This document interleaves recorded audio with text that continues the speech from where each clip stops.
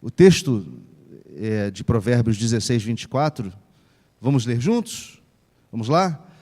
Palavras agradáveis são como favo de mel, doces para a alma e medicina para o corpo. Mais uma vez, palavras agradáveis são como favo de mel, doces para a alma e medicina para o corpo. Oremos mais uma vez. Senhor, nesse momento em que abrimos a Tua palavra, queremos Te pedir que o Senhor fale conosco. Queremos Te pedir um conserto da nossa alma, para que possamos experimentar a Tua graça nos nossos relacionamentos. Ó Deus, e assim termos saúde, e assim termos saúde emocional, saúde espiritual, para a honra e glória do Teu santo nome. Nós oramos em nome de Jesus. Amém. Irmãos, nós somos abençoados com duas habilidades, grandes habilidades. A primeira delas é de falar, mas a segunda é de ficar calado. E muitas vezes a nossa existência é determinada pela forma como usamos essas habilidades. Nós sabemos, depois de um certo tempo de reflexão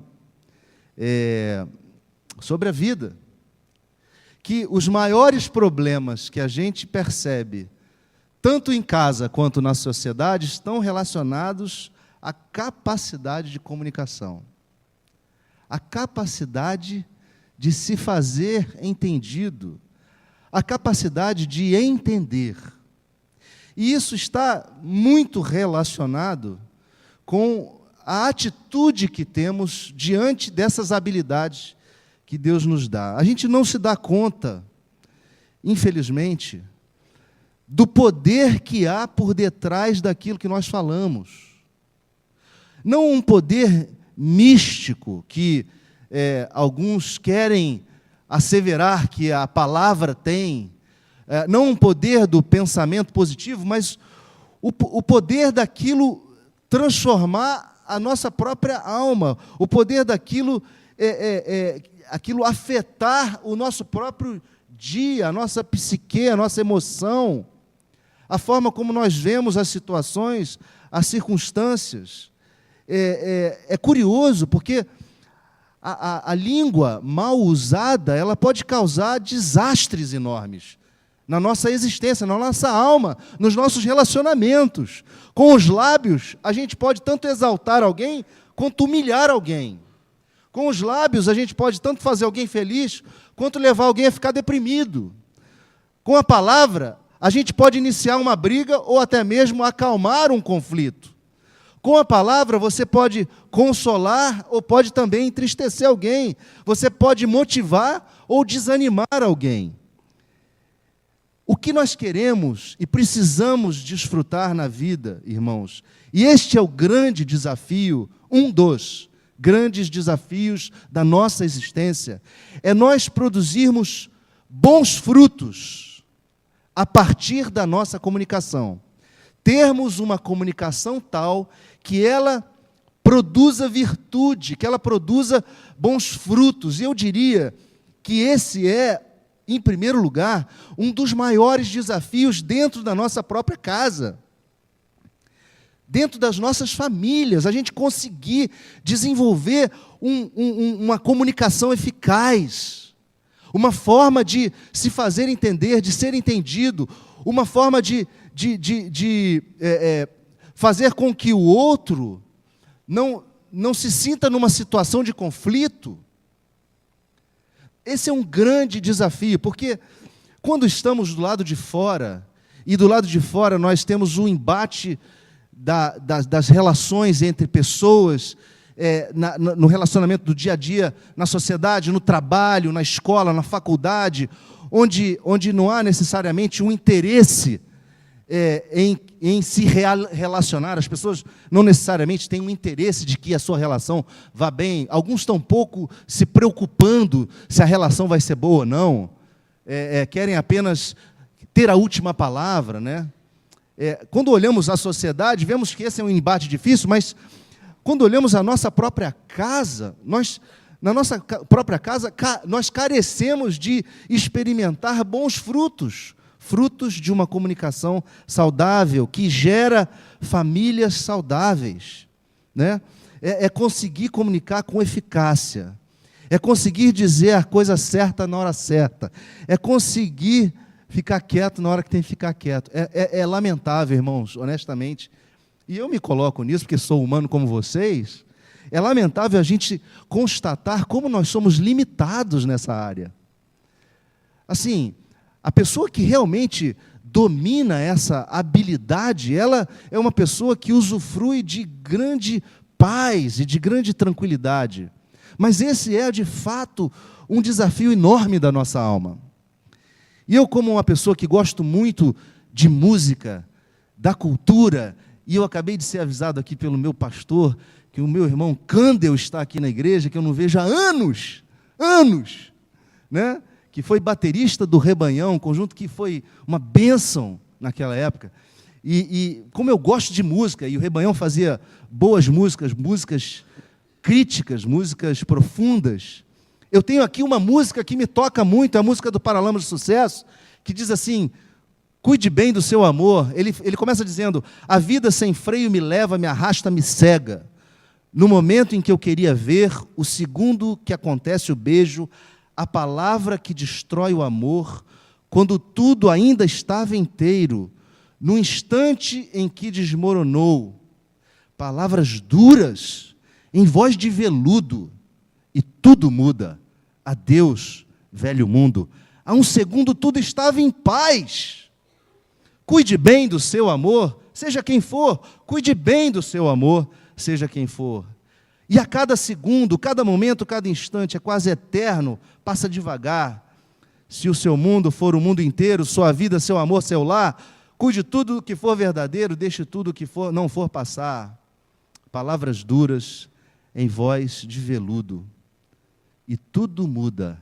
Adeus, velho mundo. Há um segundo tudo estava em paz. É impressionante como por uma questão de segundos nós colocamos tudo a perder. Tudo o que você conseguiu construir naquela semana, naquele dia, naquele mês, é colocado a perder. Eu duvido que você não tenha vivenciado a situação. Eu duvido. Porque vivenciar essa situação é absolutamente inerente à nossa natureza humana. Falar o que não devia ser dito. Usar palavras que não poderíamos ter usado.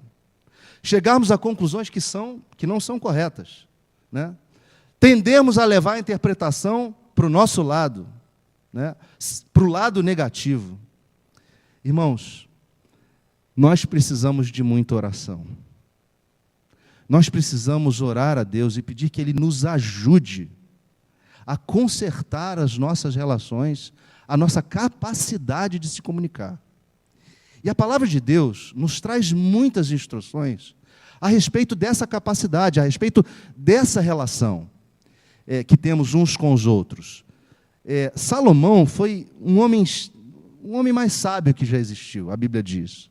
E ele fala de vários provérbios, dos quais podemos tirar muitas instruções, muitos ensinos para o nosso dia a dia. Eu queria, então, olhar apenas alguns provérbios nessa manhã, para que pudéssemos extrair deles alguns ensinamentos. O primeiro deles é o provérbio 13:3. Provérbios 13:3 diz o seguinte: o que guarda a boca conserva a sua alma, mas o que muito abre os lábios, a si mesmo se arruína. O que guarda a boca conserva a sua alma, mas o que muito abre os lábios, a si mesmo se arruína. Irmãos, há momentos que nós devemos ficar calados. Há momentos que são momentos em que não adianta. Tudo que você disser naquela hora vai ser mal entendido, mal interpretado. Sabem por quê? Porque o momento pode ter sido fruto de uma discussão, de um desajuste, e as armas da alma estão de pé. Você já se sentiu com as armas da alma de pé? Eu já. Quando você está em posição de guarda. A sua alma está em posição de guarda. A pessoa fala alguma coisa com você e você não consegue captar o que aquela pessoa disse. Você interpreta uma coisa e você é rápido em responder. Não é a hora de responder. Quando as armas da alma estão de pé, não é hora de responder. E a gente sabe quando as armas da alma estão de pé. A gente sabe quando a gente está num momento ruim. No momento ruim, o conselho é conservar o seu lábio fechado, não abrir a boca. Não abrir a boca.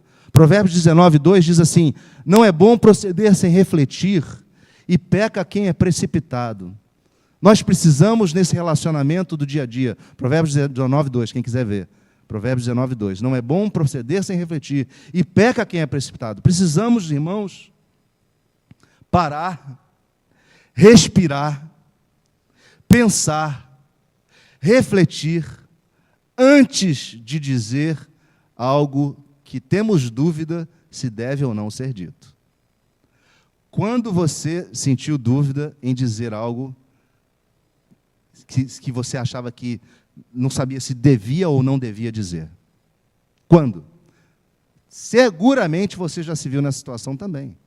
Nós devemos parar, respirar, pensar, refletir, e aí sim avaliar se fazemos ou falamos alguma coisa. Provérbios 15:1 nos diz assim: a resposta branda desvia o furor, mas a palavra dura suscita a ira. Uma vez eu estava numa entrevista de trabalho e a recrutadora do RH me descreveu uma situação de conflito, né? O que você faria nessa situação de conflito no seu trabalho, onde houve uma exaltação dos ânimos entre as pessoas? Qual seria a sua atitude? Eu me lembro, eu tinha 23 anos de idade. Eu virei para ela e falei assim: Salomão disse na Bíblia que a palavra dura suscita a ira, mas a palavra branda desvia o furor. Então eu tentaria ser o mais brando possível, para que a ira da situação se amainasse, que aquela tensão do momento baixasse, que aquele calor do momento se dissipasse, até que pudesse tomar uma atitude. E aquilo ficou na cabeça daquela senhora, e ela depois me perguntou e tal: não, mas de onde você tirou isso? De onde você tirou isso? Eu falei: não, eu sou presbiteriano, eu sou da igreja presbiteriana, parará, eu sou diácono, na época eu era diácono. E então, nós precisamos vivenciar na nossa vida, no trabalho, em casa, na sociedade, frutos do Espírito, fruto de mansidão e domínio próprio, né? Nós precisamos desviar o furor com as palavras mansas. Você não precisa responder com palavra dura. Há momentos em que a sua palavra necessita ser dura. Necessita ser dura no sentido de falar a verdade, de falar, de tocar no ponto, de ter as conversas difíceis. Quantos de nós fugimos das conversas difíceis? Conversas difíceis são a razão de arruinarmos os nossos relacionamentos. Nós precisamos ter as conversas difíceis. Nós não podemos empurrar com a barriga a conversa difícil. Mas na hora de fazer a conversa difícil, e eu espero que todo mundo esteja entendendo o que eu quero dizer com conversas difíceis, aquelas que a gente não quer falar porque dá dor no estômago, dá ansiedade, aumenta a pressão. Na hora que a gente for falar, for tratar das conversas difíceis, nós precisamos orar, pedir a Deus do alto mansidão, domínio próprio, pedimos a presença do Espírito Santo, a manifestação da obra do Espírito Santo, para nos dar essa capacidade de se fazer entendido e de entender. Irmãos, nós que cremos que somos habitados pelo Espírito Santo, não podemos ser reféns da nossa inabilidade de se relacionar, porque o Espírito Santo em nós tem que fazer de nós pessoas melhores, capazes de, primeiro, exteriorizar os frutos desse Espírito e assim azeitar as nossas relações. Nós não podemos viver reféns do nosso velho eu, do nosso velho homem, da nossa velha forma de ser. Porque somos habitados por um Espírito transformador, um Espírito que produz frutos, frutos de mansidão, frutos de domínio próprio. Eu queria te dizer o seguinte: não conte com você mesmo, conte com o Espírito Santo. Não conte com você mesmo, você não vai dar conta. Conte com o Espírito de Deus. Peça ao Espírito de Deus: Senhor, me dá forças, Senhor, me dá sabedoria, Senhor, me dá entendimento, me dá capacidade, me dá clareza, me dá paciência, me dá mansidão, me dá domínio próprio. Provérbios 24:11 diz assim, 24:11: como maçãs de ouro em salvas de prata, assim é a palavra dita a seu tempo. Como maçãs de ouro em salvas de prata, assim é a palavra dita a seu tempo. Como é bom quando a gente percebe isso, quando a gente verifica isso. O texto está certo? Provérbios? Não? 25:11, então perdão. Eu escrevi 24:11. É tão bom quando a gente percebe que a gente conseguiu dizer a palavra certa na hora certa. Porque isso tem um valor imenso para os nossos relacionamentos, né? Às vezes os nossos relacionamentos estão por um fio, né? Você está a ponto de entornar o caldo. O caldo já ferveu, né? Já está lá 100 graus de ebulição, fervendo. E você vai, e aí diz alguma coisa e o caldo entorna. Que valor tem? Valor maçã de ouro em salva de prata, meu irmão. É a palavra dita na hora certa. É a palavra dita no momento certo. Às vezes o outro não está preparado para ouvir. Às vezes o outro está com as armas da alma de pé. Não é hora de falar. Precisamos ouvir, entender. Precisamos digerir as conversas antes de se precipitar e dar uma resposta. Provérbios 29:20 diz assim: tens visto um homem precipitado nas suas palavras? Mais esperança há para o insensato do que para ele. Provérbios 29:20. Tem visto um homem precipitado nas suas palavras? Maior esperança há para o insensato do que para ele. Irmãos, no momento do conflito familiar, nós precisamos entender isso. Nós precisamos entender que nos precipitarmos nas discussões, nos embates verbais, não acaba bem. Não acaba bem. A maior esperança para o insensato do que quem é precipitado nas suas palavras. Isso é muito profundo, isso é muito sério, né? Provérbios 12:25 diz que a ansiedade do coração do homem o abate, mas a boa palavra o alegra. Irmãos, eu não sei quanto a você, mas eu às vezes sou ansioso. Nós vivemos uma sociedade, uma geração ansiosa. Por vezes nossas famílias estão ansiosas. Por vezes os nossos cônjuges estão ansiosos. Por vezes os nossos filhos estão ansiosos. E a ansiedade abate o nosso coração. A ansiedade abate o nosso coração. Por isso, nesse momento da ansiedade, nós precisamos lançar mão da boa palavra, de uma palavra adequada. Nós precisamos dessa palavra em nossas vidas. Uma palavra que anima, uma palavra que levanta, uma palavra que tranquiliza, uma palavra que diz assim: o Senhor está no controle, uma palavra que diz assim: não vamos temer, uma palavra que diz assim: o Senhor é por nós, Deus está na frente. Nós precisamos dizer isso dentro de casa, gente. Não é na igreja, não. Com os irmãos que a gente vê. Claro, na igreja também. Não é só na igreja. Mas, sobretudo, em casa. Nós precisamos dizer uns para os outros: Deus está no controle, Deus está à frente, Deus está conduzindo, Deus está no projeto. Quando vivemos esse ambiente dentro de casa, o texto que lemos no começo, que fala das palavras que são medicina para o corpo e para a alma, fazem com que o nosso ambiente se torne um ambiente agradável. Essas palavras tornam remédio para a depressão, né? Elas têm um poder medicinal. Nós precisamos usar a palavra para elogiarmos uns aos outros, para dizer, muito bem, para dizer, ficou muito bom, ficou muito bem nessa roupa, ficou bonito, ficou bonita, está cheiroso, está cheirosa, parabéns, parabéns, você conseguiu, não desanima, vamos em frente, perdeu essa, na próxima a gente ganha. Precisamos dizer essas coisas, gente. Isso é um exercício diário, isso é um exercício de convivência diário. O sábio Salomão nos diz, precisamos exercitar isso.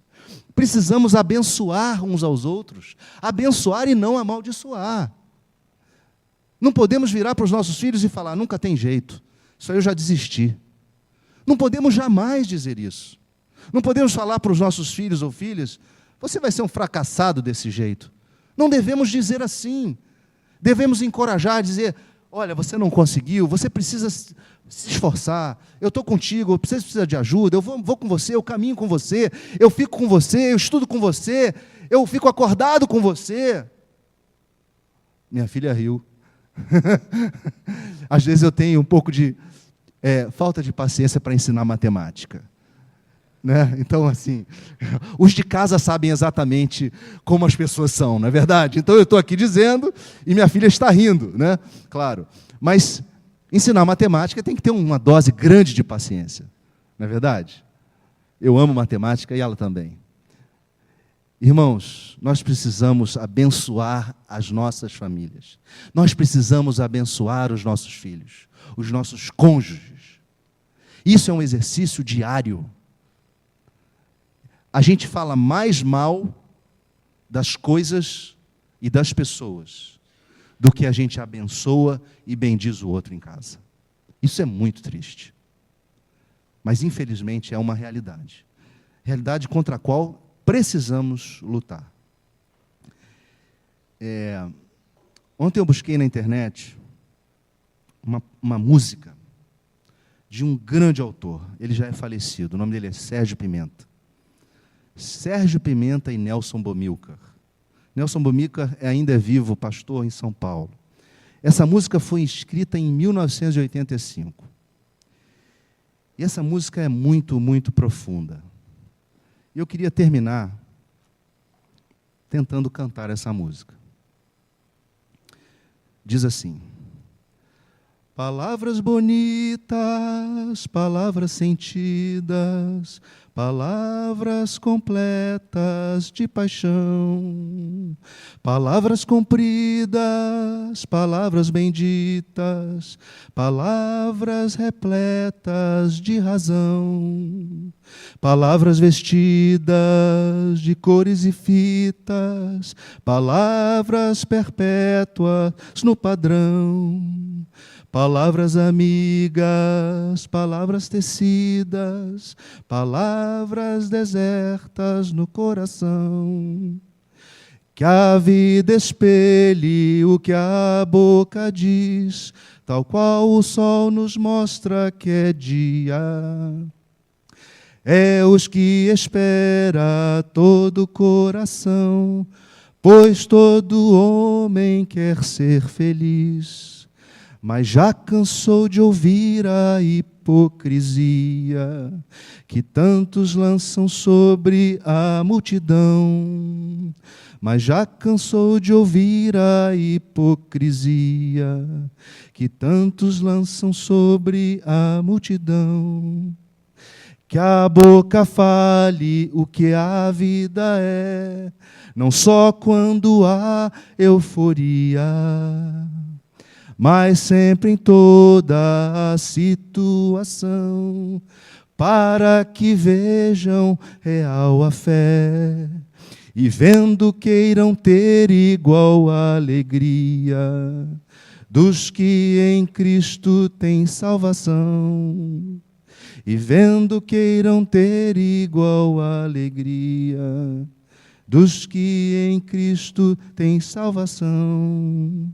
Palavras benditas, palavras sentidas, Palavras completas de paixão, palavras compridas, palavras benditas, palavras repletas de razão, palavras vestidas de flores e fitas, palavras perpétuas no padrão, palavras amigas, palavras tecidas, palavras desertas no coração.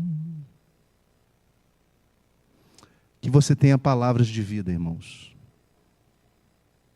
Que você consiga dizer palavras que gerem bênção, que gerem vida, que gerem transformação, que gerem expectativa, que gerem esperança.